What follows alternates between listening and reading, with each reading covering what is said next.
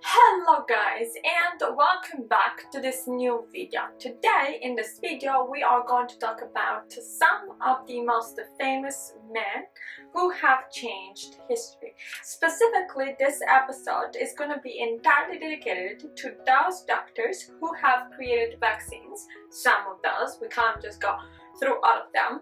Vaccines though that have saved entire populations from epidemics in the past and really terrible diseases. So let's start. The first here to mention is undoubtedly Edward Jenner. He was a countryside doctor from the UK. And of course we are in the end of the 18th century, and there is smallpox that is infesting all over the world, and the practice to solve smallpox is to inject pus that contains active smallpox virus onto the other person so that the other person can get sick but perhaps will have lighter symptoms. However, this was a practice that was extremely dangerous until this doctor from the countryside saw something very interesting. That is to say that the people that would milk cows had some signs that they got smallpox, but they had no symptoms, none whatsoever. So he understood fairly quickly that there was a good reason for this, and that is that smallpox transmitted through the cow was less virulent, less intense, less powerful, less potent than human-to-human transmission, right?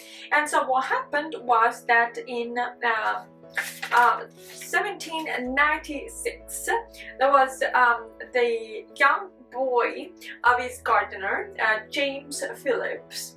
At the time the child was 8 years old, and he decided to try this out and to pick some pus from Sarah Nomus, that I believe was a woman that was milking cows and had smallpox previously, and decided to inject it onto the child. And that is how we saw the world witness how smallpox transmitted from a cow was way less dangerous.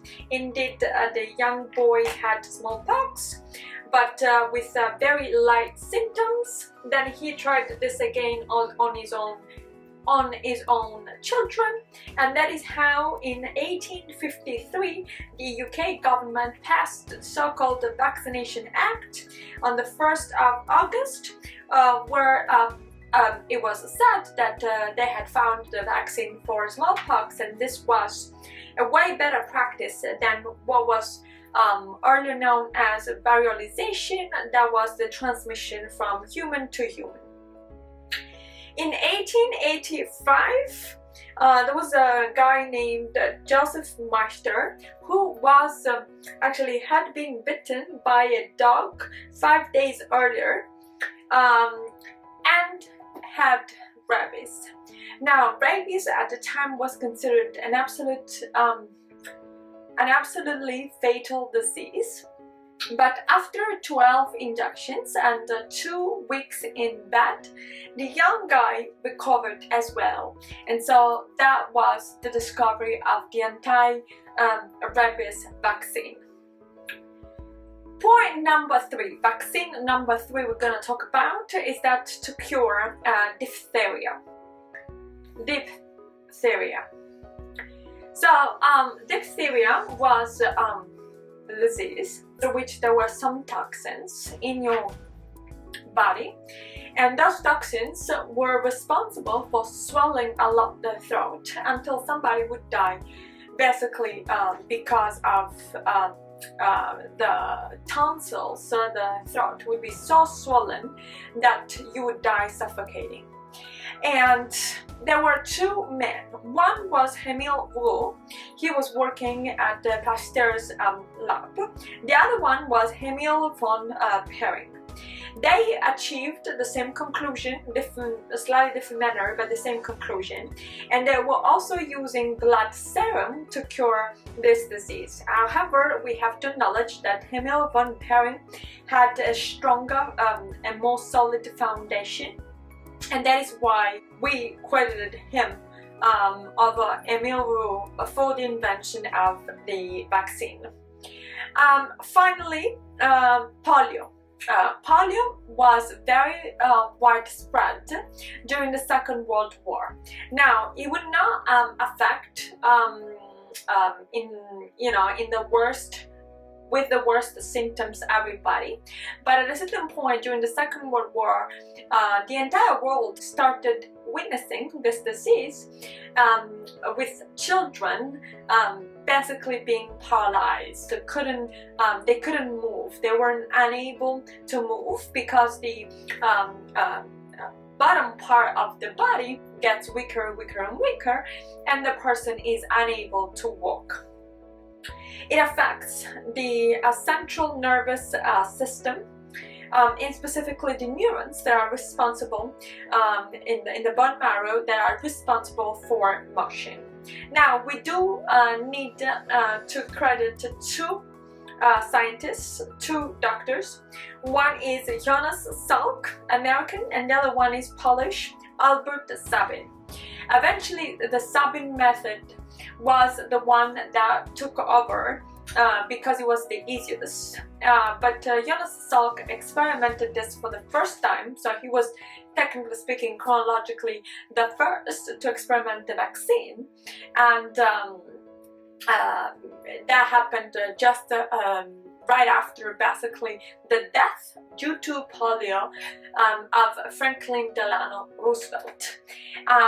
And we do need to credit them because polio was infecting so many people, and that was the only joint effort between US and Russia during the Cold War. They sent something like 160 million vaccines per year in Africa to actually eradicate this disease.